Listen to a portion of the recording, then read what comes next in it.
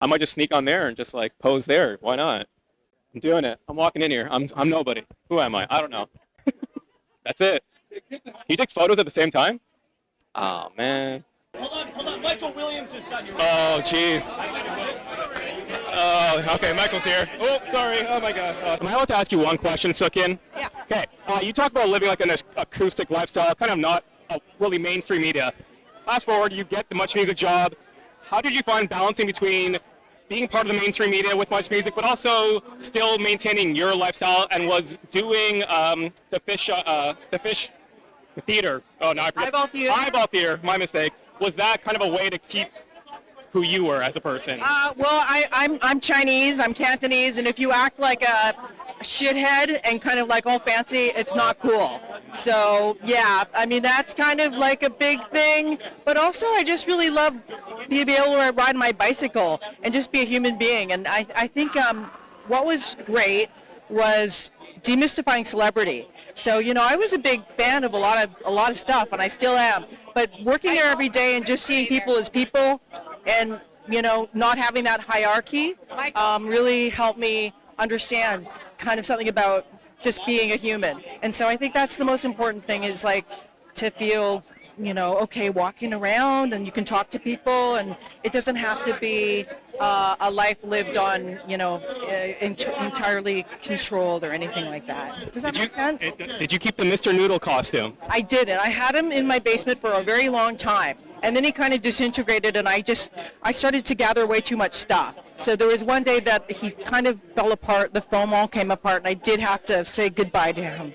Okay, thank you so much. You're welcome. We talked on Zoom like a month ago. Jonathan. Yes, I do. How's it going? Good to see you, man. Nice to see you. I'm going to be getting your book soon, I promise. Oh, okay. But I know you're a busy man. Nice to see you. Fun. Good Yes. To see you again. So I need to. You were the longest serving VJ, I believe. Between Much Music and Much More Music, yeah. Right. Yeah. Yes.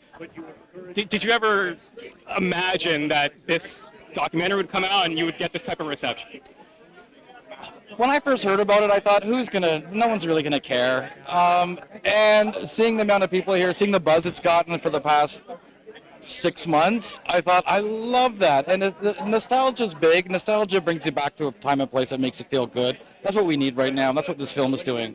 And it's reminding a whole country about the importance of what Much Music contributed to pop culture for an entire nation. And I love that I love the fascination with Much Music still after all these years, and it doesn't exist anymore.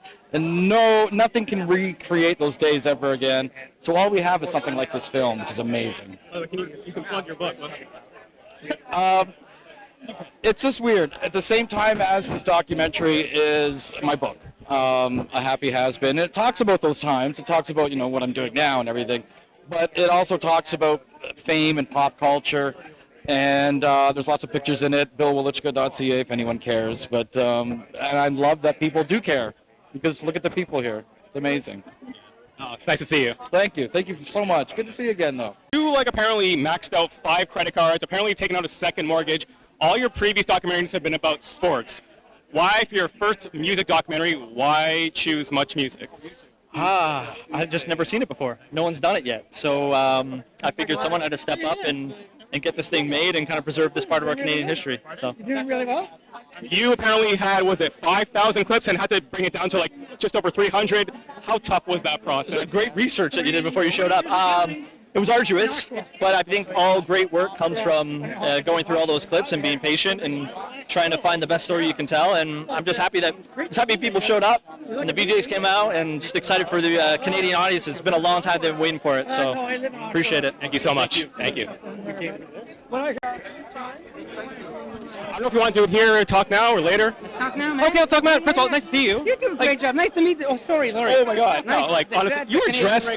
You look great, by the way. Nice to see you in person finally. Nice to meet you. This guy does a great job. They know how good of a job you do.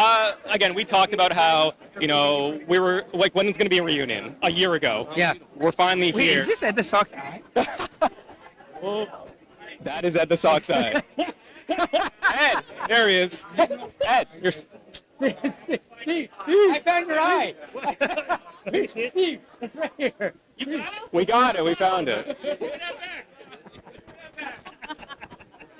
We're all getting older and we're losing body parts. That's what happens.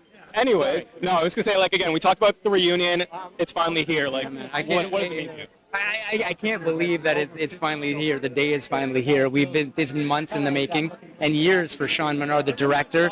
So to actually be here, about to witness his creation and to celebrate it with all the old viewers of Much Music, including me, this is a special moment. It really is. And to see everyone on this carpet together, not everyone, because all the VJs aren't here, but to see this group of VJs, it's very special. Very special. All right, it's really nice to see you, man. I love the shirt. Look at this. Right? Yeah, I love that. It should have been the older logo, though. I wanted to do. It's on the back. It's. Oh, it's on the back. I think there's something there. Is there something there? Oh, yeah, there it is right there. Okay, we got. Yeah, we're good. We're good. Thank Nice you. job, man. Nice to Thank see you. Great to meet you finally. Thanks. Oh yeah, we'll do. Yeah. He's here. Rick's dad joins us in Monaco, and the first thing he says is, "Beal, where's Rick?" Rick didn't bring his passport. He was stuck in Germany, and a flight attendant, had to come and get it from his girlfriend in Toronto, and then go to the airport and then hand deliver it to Rick in Germany. I have no idea how he made it to Germany without a passport. Exactly. But when I saw him, they're supposed to be together. I said, "Where's Rick?" That's the story. He's good. I want to ask you a question. So I believe growing up, Rick, he was going to maybe be like a gym teacher, right? He was big into phys ed. Did you ever foresee him taking on this role with Much Music? No. Nice to see you, Bill. Take care. No, you never. No, I never believed it. He surprised me. You know, he was finishing up the school. He was finishing up in Brock University. He was finishing up. I said, one thing at a time. He said, "Dad, this is only in a lifetime." And then everything broke loose. So he found the place. He went through a lot of problems at the beginning, but finally he got there, and Here we are. the rest is history, as they say, right? Oh, it's amazing. You must be so proud. Yeah. Amazing. Go over there, yeah.